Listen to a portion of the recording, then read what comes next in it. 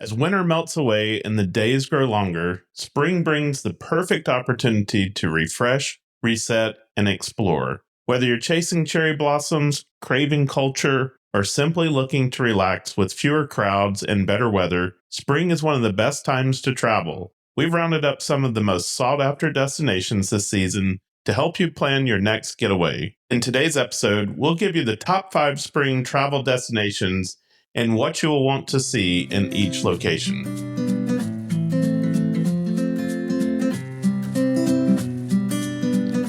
We're Scott and Melissa, the Sunshine Travelers. We're all about exploring the world and sharing the journey with you, whether you're a seasoned traveler, dreaming of your next adventure, or just here for the stories. No matter where you are on your travel journey, we've got firsthand experiences, tips, and plenty of inspiration from some of the most amazing places on Earth. So buckle up and get ready to travel with us.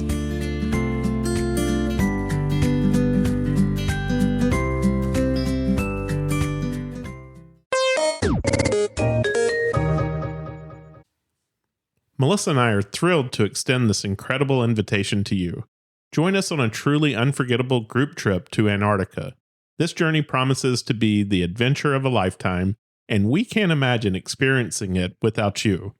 We'll be traveling on the luxurious Atlas Ocean voyages aboard the World Voyager, a smaller ship designed to bring us closer to the majestic landscapes and extraordinary wildlife of the region. The World Voyager is not just any ship, though. It boasts a reinforced hull for navigating icy waters, ensuring safety while allowing us to explore the stunning Antarctic terrain. Onboard amenities are designed for comfort and pleasure, featuring inviting lounges, a pool, a hot tub, and the spectacular Water's Edge observation area where heated seats and binoculars await as we watch for wildlife. Don't let this once-in-a-lifetime opportunity slip away. The cabins for 2026 voyages are filling up rapidly, and we would love for you to be a part of our adventure. Visit sunshinetravelers.com/group trip for all of the details, including pricing and how to reach out to us with any questions. Booking is easy. Just a deposit is required right now, with flexible payment options available up to 120 days before sailing. Imagine the breathtaking moments we'll share among glaciers, penguins, and endless horizons. We truly hope you can join us on this amazing journey. So we think that spring is one of the best times to hit the road or the skies because mild weather, fewer crowds, and some truly unforgettable seasonal experiences in lots of places. Yeah, so whether you're in the mood for some romance, maybe you want to get away for a nice romantic trip, or you want to go and experience some rich culture, or maybe even just a fresh change of scenery. Maybe you're tired of the gray winter skies. We've got you covered with some great ideas for your next getaway. Yeah, so in today's episode, we're sharing our top 5 spring travel destinations. Okay, and so those are going to be Rome, London, Paris, Lisbon, and Tokyo. Each of these cities brings something special to the table this time of year. And we'll tell about why they made the cut, what there is to see and do, and a few insider tips from our experiences along the way. Scott, I'm curious to see if we're on the same page on some of these. So let's find out which destination earns our top spot at the end. Let's do it. And we're going to have some episodes that you can go back and listen to for these destinations, so that you can go back and dive just a little bit deeper into each of them. But today we'll talk about why you should visit in spring. Yeah, and I absolutely love spring travel because it feels like the world is waking up again. A lot of places where you live, and even though that we're at the beach, it's not like, we've had a pretty, I wouldn't say rough winter, but just a different winter, a cold winter, a wet winter, a lot of gray skies. And so it just feels like that you get out and enjoy a lot of things that you don't see in the wintertime. So I think this list really captures some incredible places that are even more magical this time of year. I definitely have a couple of personal favorites, and you'll probably kind of hear that when we talk about some of them, and that just kind of comes natural to those destinations for me. So I'm curious to see which ones stand out for you too. And so let's jump in and start exploring these amazing spring destinations. Well, what I really like about spring travel is that you don't have to plan as far in advance as you do when you're planning a trip in the summer. So today, we just booked a trip for the middle of May And thankfully, it was very easy to find accommodations. Yeah, and flights, and there were still a lot of options. I mean, even when I was choosing seats for some of those, and a lot of these places are in Europe, there was a lot of empty seats. So I think the peak summer books well in advance for most places. And so you really have to take that into account. So it's a little bit easier for spring, especially if you need a last minute getaway.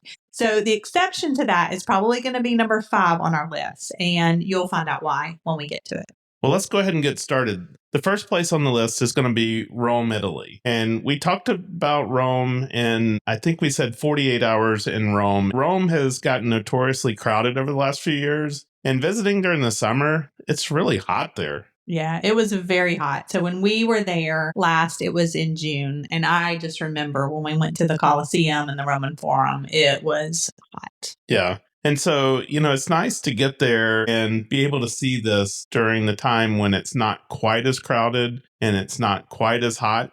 And as far as like the attractions, it doesn't matter if you see them in the spring or summer, they're the same. That's true. A lot of historical attractions. Yeah, the historical attractions because they're ruins, right? Yeah. But there's other things that happen in Rome during the spring, and spring is the only time that you can catch that. Yeah. So, I mean, it'll be waking up and having the blossoming trees and the piazzas, and I think just the right amount of crowds too. So, I don't know how much we're going to kind of pass through Rome in a few weeks. I don't know if we're going to kind of have a chance to sneak in. So, why in spring? And I think a lot of these things we're going to list out are going to apply to multiple places. So, you might hear them again. So, let's start with what we talked about being hot. But you're going to have a lot more comfortable weather. And I think you're going to need what we always talk about, layers and stuff like that for this time of year. Yeah. And then in all the gardens and the parks, you're going to have everything in bloom at this time of year. But I think the thing that most people might be interested in trying to catch in Rome during the spring would be all the Holy Week celebrations. Yeah. And that would be a time where it's not going to be less crowded. Right. It would be less crowded, but I think that would just be a really special time to go, right? Something that you just can't experience any other time of the year for sure. Yeah, I mean, it definitely all kind of starts at the Vatican for these celebrations, but then on the other side, just outside of Holy Week and the celebrations around that, it's good to know that it's their shoulder season. So pricing is going to be a little bit less as well. And when we say a little bit less, got to remember, Rome is a very expensive city. Yeah, Rome is an expensive city. And I guess we didn't realize that from our last visit.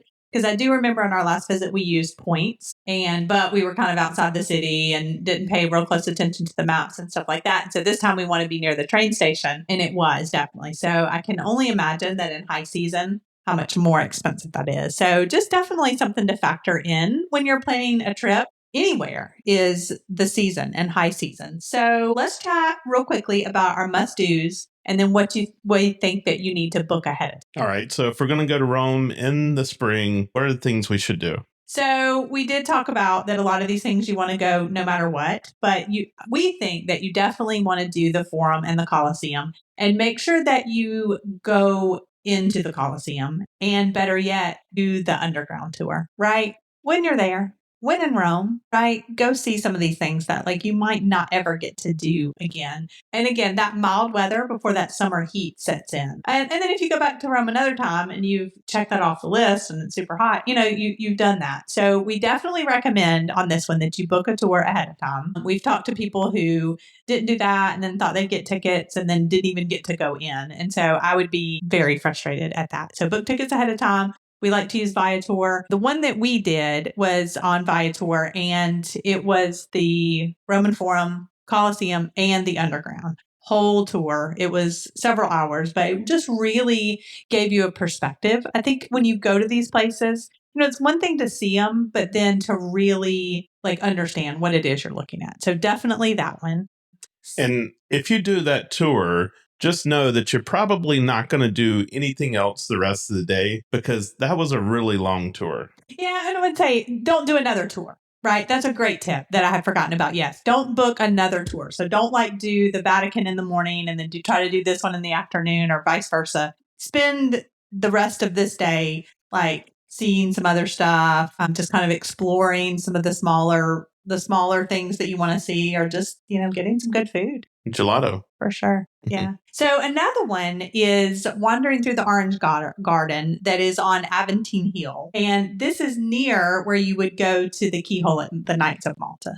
So this is a really good place because it's an amazing garden. And so going this time of the year, you're going to have a lot of stuff in bloom. And then it has a really nice view of the city as well. Yeah. And then, if you can get there in time, you may not be able to do it this spring, but if you're preparing in the future, try to attend Easter celebrations at the Vatican. And if you're going outside of Easter and that Holy Week, make sure that you're doing a guided tour of the Vatican as well, because that was one that we really enjoyed. And because we had the tour guide, we were able to book an earlier time. We got in before the crowds, and because we got there before the crowds, we were able to get into some of the places before they just got overran with people. And so we got to see some of the great sights without having thousands of people surrounding us. And the Sistine Chapel was really the main one, right? We got to go in very early, and then she actually took us back later just to see it again. But I mean, the room was completely full. So that would be the advantage of booking that. Yeah, for sure. So the other thing on the list is to see the Spanish Steps with the flowers in full bloom. So apparently they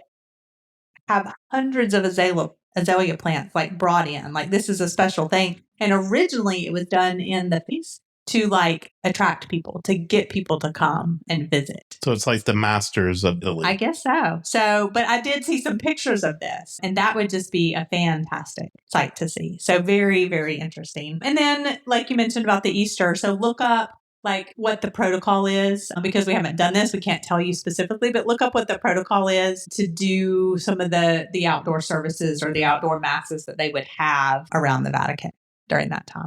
Well, check out episode 67. So for more information about, like I said, we got a podcast episode of 48 hours in Rome. And we also have a little Rome mini guide. So if you go to sunshinetravelers.com/guides, there's that Rome mini guide and a lot of other guides. And I'll put the link here, but the easiest way is sunshinetravelers.com/guides. And so that has all the tours that we did, has some suggestions for hotels, and just a lot of different stuff in that little mini guide that you can grab for free. Good. Let's keep moving. The second place should be no surprise, and I'll hold off for just a minute on that, but is London, England. And so, Melissa, how many episodes do we have on London now? So I think we have 4 that at least include some part of London. And so we'll list those out. So they started in episode 5, and then in the middle we had 63 and 70 and 103. So I'll list those.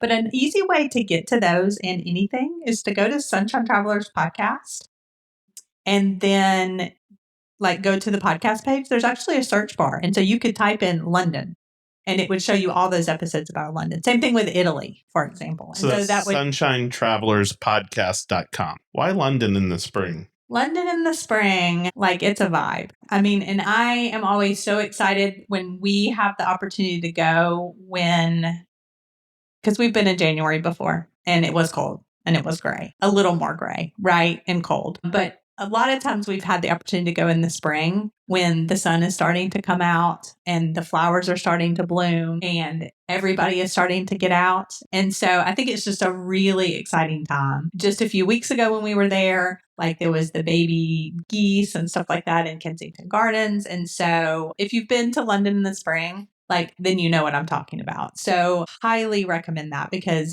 everybody wants to be outside. So, and then on top of that, if you can catch the cherry blossoms in all the parks, there are so many cherry trees. Now, it was a little bit early when we were there. So I would say April probably is the absolute best time for that. Riverside Walks on the Thames, which we did get to do, the first signs of the beer gardens opening up and people just spilling out onto the street. So it's just a really fun time. And also, as we learned, Shakespeare's Theater opens back up for the outdoor plays. And then just having great weather to explore not only the parks, but the neighborhoods. Richmond, like we talked about. But you say great weather, and I don't know that people in London would agree with you that the weather's great in spring because they're going to have a lot of rain. Yeah, that's true. But But I think that when you pair it with all the blooms that come out, I think that is also, and the days when it is nice and you will see that everybody is outside, right? I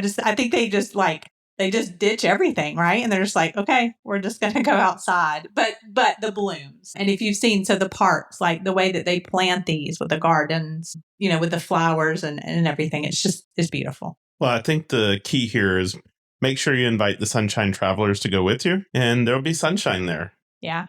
So here's a few ideas besides. So if you go back and listen to some of those episodes that we've talked about, like it's going to tell you, and we're going to tell you the things, the attractions to go see. But let's talk about special in the spring and give you some ideas. So a few years ago, we went to Kew Gardens in the spring.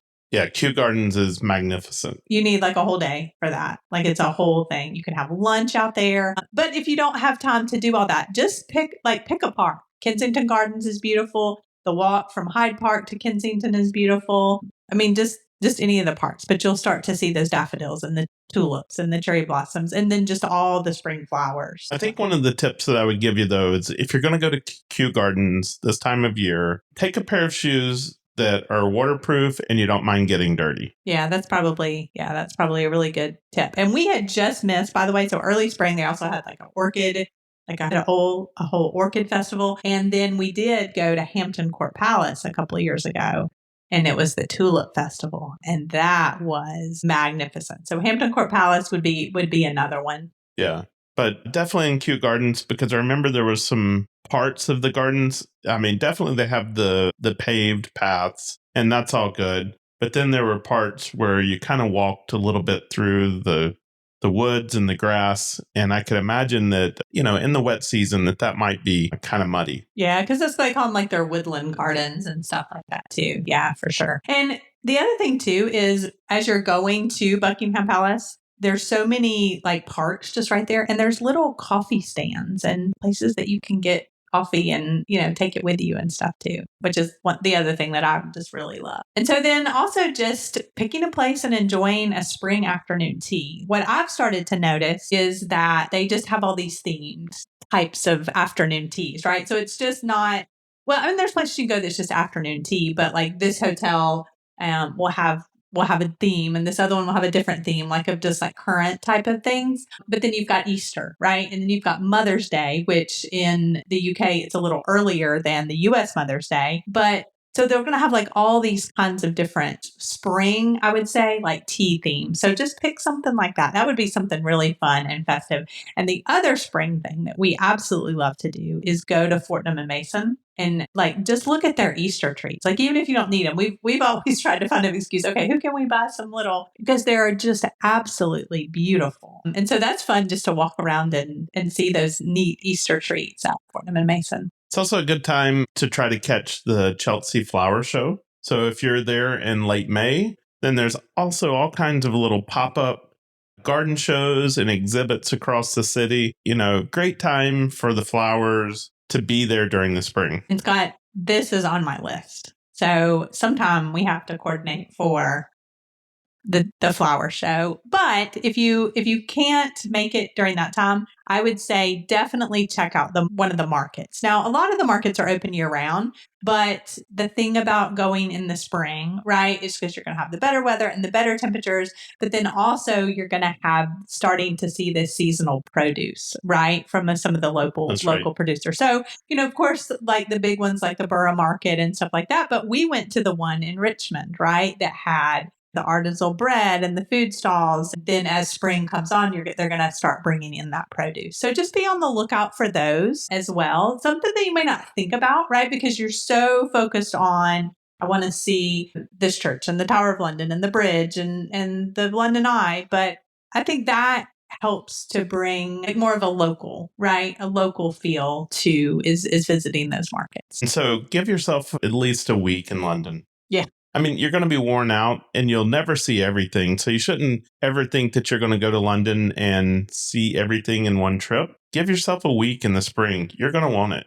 Yeah. Because you're going to want to just slow down. You're going to want to slow down. You're going to want to enjoy the parks. You're going to want to enjoy the gardens. And so, some of the other things, the attractions that you might want to see, you need to have more time so that you can slow down and enjoy the other things. Yeah, because honestly, that is one of my personal favorite things to do is just literally just take a walk in the park. And because you can like not have a plan, right? And you can just kind of crisscross and then there's a coffee stand and then you can grab a bite to eat. And if you have kids, there's playgrounds everywhere. And so I think that's just a really great way to experience London in the spring. Yeah, so you can pair it with the Go City London Pass and then also just do the walking around. Easily, you'll fill up a week in London. Oh, yeah, for sure. So, like we mentioned, we have all those episodes. You can go to sunshinetravelerspodcast.com, type in London, and they'll pop up. We are working on a London guide that we probably should have done a long time ago. So, kind of keep an eye out if you're not following us on Instagram or Facebook at Sunshine Travelers Podcast. That will be out in a few weeks. And so, we'll give you more information about that. Great. Well, what about Paris, France? We talked about a romantic getaway earlier.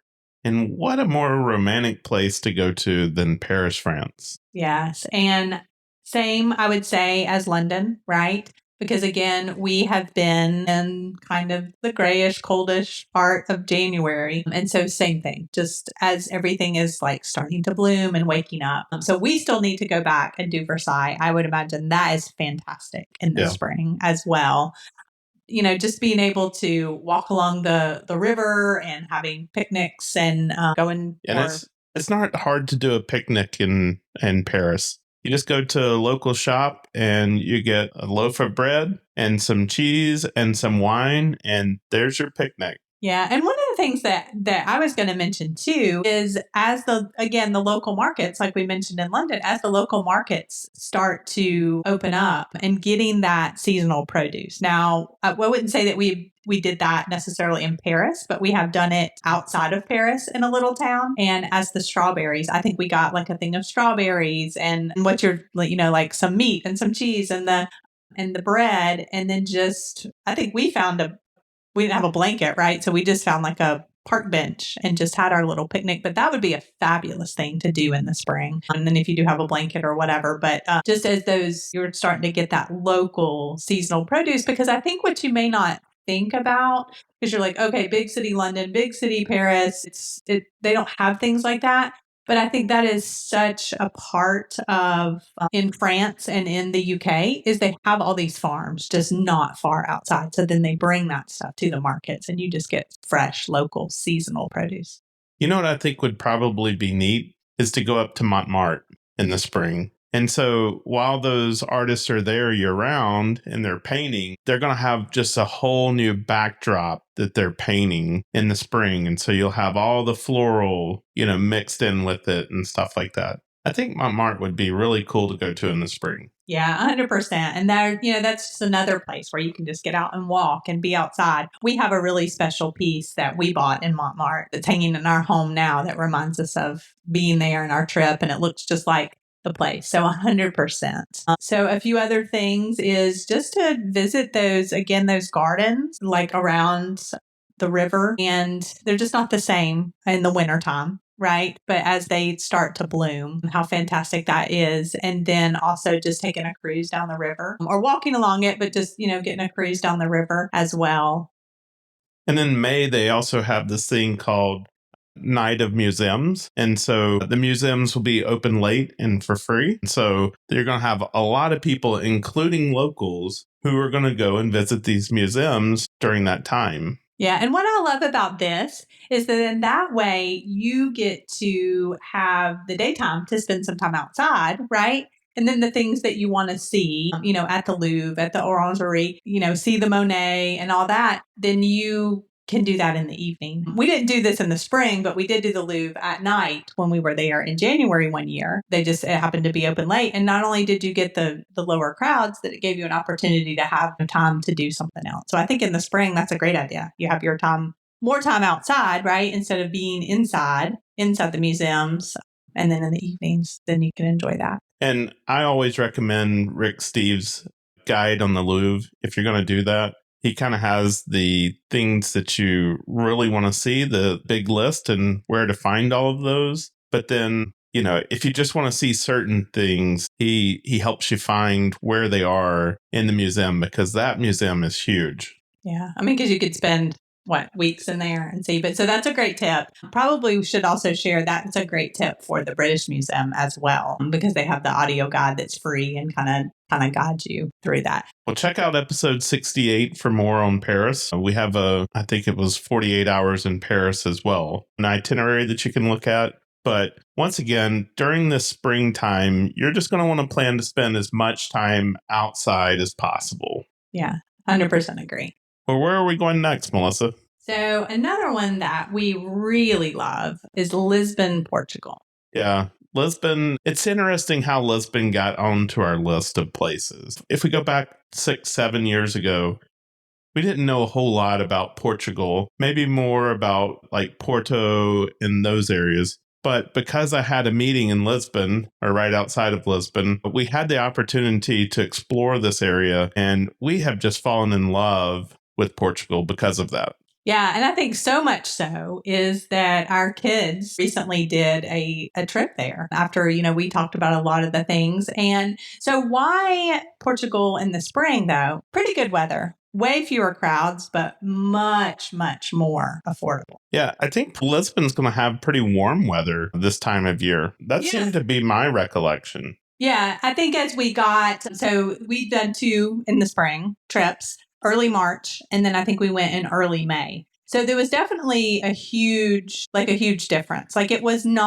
uncomfortably cold, I would say, when we did it in early March, but it was definitely way. But I would say it was pleasant weather, for that whole time period. I think it was really good weather. And so it's it's a beautiful place to visit with fantastic food. And then again, if you can do the springtime, you're just not going to have the cost and the crowds as well. Yeah. Well, I think Portugal is a more reasonable place to travel, unlike London and Rome, where they're going to be more expensive.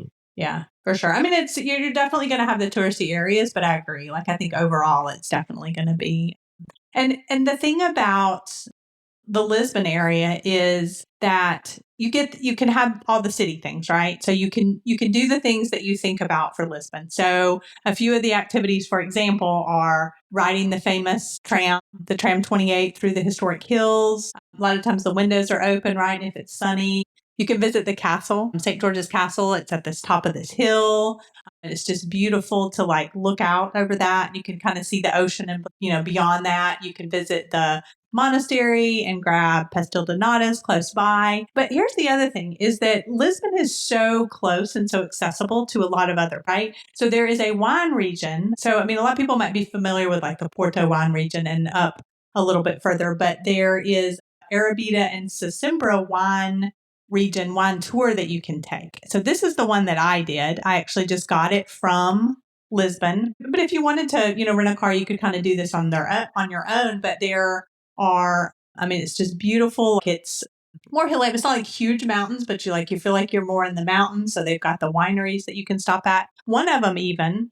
So I think you're right, because one of them even when I was there in late February, early March that time, we actually did the wine tasting outside, like in their vineyard. So, very pleasant weather. We stopped at a beach. And so just right close by, you can get the city, you can get the wineries, you can get the beach as well. And then again, close by, if you've done everything you want to do in Lisbon, you can go up to Sintra, where again, you can spend a lot of time outside. So yes, go into the Pina Palace and starting to see the gardens there, and also the gardens at the Quinta La Regularia. I'm not sure how you say that, but I don't know why you even try to pronounce these names. so I don't know how people would know like where I want to send them. So anyway, we have these linked. We also have a little guide for Lisbon, and so you can know, okay, what tours is she talking about? So we do have a little Lisbon mini guide in that same place. But the gardens there are beautiful. You can walk, I wouldn't say hike, but you can do a little walk through the woods to that Moorish castle. And then the other place that's close by that's great to be outside just for walking, they have a little small beach there, is Keshkai, which I always said Kesh, but I think it's Keshkai. So, but that is just a beautiful place, right? They have a lot of places where you can sit outside and eat. And I would say just find that fresh local seafood, sardines and a lot of fish and stuff like that. But then my favorite place, which I always recommend, is that if you like mussels, the mules and gin, which we sent our daughter and son-in-law to, and they absolutely loved it. Thank goodness, because I rave about this place. And so, yeah, so there's just, I would say, I mean, yes, you might want to go to these other places, but in right around Lisbon, I mean, there's so much. I mean, you could fill up a week just right in that area. And then there's a lot of spring festivals around that time, like the Lisboa Film Festival or the Festus de Lisboa. All these things start kicking off in the spring. And so these are great times to visit Portugal as well.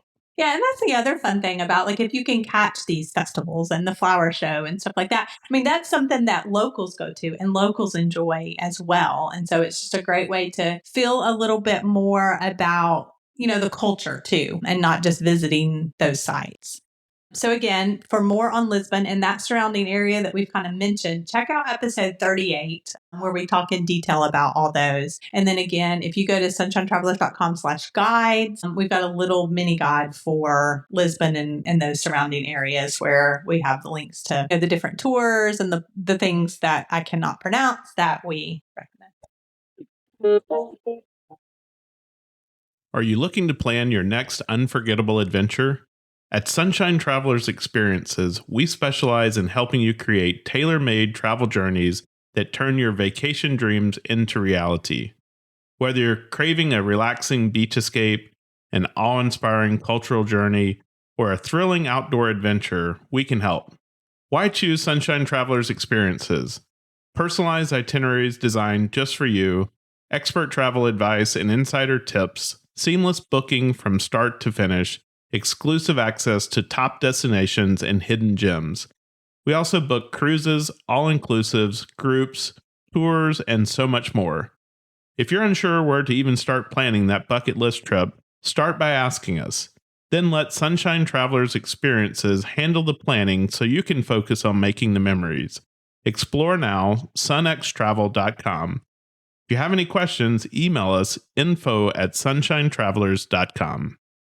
And then finally, Tokyo. So Tokyo is a great place to put on your list for spring. And I would say number one because it's just not so hot. Yes, that's true. So in episode 81, we interviewed my sister Stephanie, and she gave us a fantastic itinerary for Japan for a week. But that was one thing that she mentioned, right? Is that it was quite warm. Yeah, we haven't been there ourselves, and it's still on our list. Maybe it's somewhere we'll find this fall as we're looking for a destination to Asia. And like I said a couple of weeks ago, I think I have heard April 22nd is the day to look for flights to Japan. Okay. So I need to set a reminder on my calendar and do that. So while this one might be a little different as far as we're talking about, shoulder season and stuff like that, but why do you go to Japan in the spring? The cherry blossoms. Yeah, hands down. And I think that is interesting because, I think we have been exposed to so many places because of number one, the internet, but then number two, social media, where we see all these things visually. But my whole life, I've heard about the cherry blossoms in Japan in the spring. And, one thing I would never pass up is a good festival in these Asian countries, right? They do festivals like no one else. And so I looked up to see what kind of festivals are happening in Japan in the spring. And I came up with the Three Shrine Festival. And it's one of their, most vibrant festivals and really significant for them. And they hold this every year. It is in May, and it's the third weekend of May, and it's in the Asakusa district. And so here's my chance to not pronounce something correctly. But this year, if you're looking for the exact dates, it's May 16th through the 18th. Yeah, because you never know. Like you may, find yourself there and say, okay, I can hit this up. So yeah, so we did some research and read about it, parade and processionals. And so again, that gives you a chance to explore something, right, that brings you into that local culture that the locals are going to be a part of as well. Yeah, and you talked a little bit about the cherry blossoms. You can find cherry blossoms, I think, late March through early May. So if you're going in the next few weeks, the further north you go, the more likely you are to find cherry blossoms in their peak bloom. But if you're thinking about that and you want to definitely be there during the cherry blossom time, put that on your calendar for maybe next year. is something that you want to do in kind of that late March timeframe. And I think closer down to Tokyo is when they start in late March, and the further north you go is, it kind of staggers. And that's what you're going to see, like even in the US, right? If you think about it, there's a big cherry blossom festival in Washington, D.C., right? But that's going to be later than the cherry blossoms bloom, say, here in Florida. Yes, we do have those in northern Florida. In Atlanta, we used to have one in our yard, that was fantastic. And so, but that is going to vary. So keep that in mind as you plan your itinerary, is that where typically they bloom and when. So do a little bit of research for that. Great. And if you're thinking about a retreat this spring, or you're looking for somewhere to go this summer, make sure to reach out to us at Sunshine Travelers Experiences, and we'll help you craft a personalized trip. Yeah, we have lots of different ways that we can do that. So if you kind of like to explore the way that we do, where it's kind of more on your own and you're doing your own itinerary, but then we also have ways to send you on trips that are completely guided, right, from start to finish, and somebody is taking care of all the details as well. And you have somebody, I would say probably more like what we did in Egypt, right, where we were picked up by a guide and they took us around. We have ways to organize all that as well. So you can find more about that at sunxtravel.com. Well, spring really is one of the best seasons to explore the world. Whether you're chasing cherry blossoms in Tokyo, sipping espresso in sunny Roman piazza, or wandering through flower-filled parks in London, we hope this list of our top 5 spring destinations has inspired you to plan your next adventure. If you've been to any of these spots or have a favorite spring destination of your own, we would love to hear about it. Be sure to reach out to us on social or drop me a message at scott@sunshinetravelers.com. The world is full of sunshine and surprises. Make 2025 the year that you explore beyond the familiar. That's a wrap on this episode. We hope it gave you some inspiration for your next adventure. If you enjoyed the show, we'd love for you to leave us a 5-star review on your favorite podcast platform. It helps others find us and keeps the travel conversations going. Don't forget to follow or subscribe so you never miss a new episode. And come hang out with us on Instagram or Facebook at Sunshine Travelers Podcast. That's Travelers with 1 L. Most importantly, share this episode with a friend. You never know, they just might become your next great travel companion.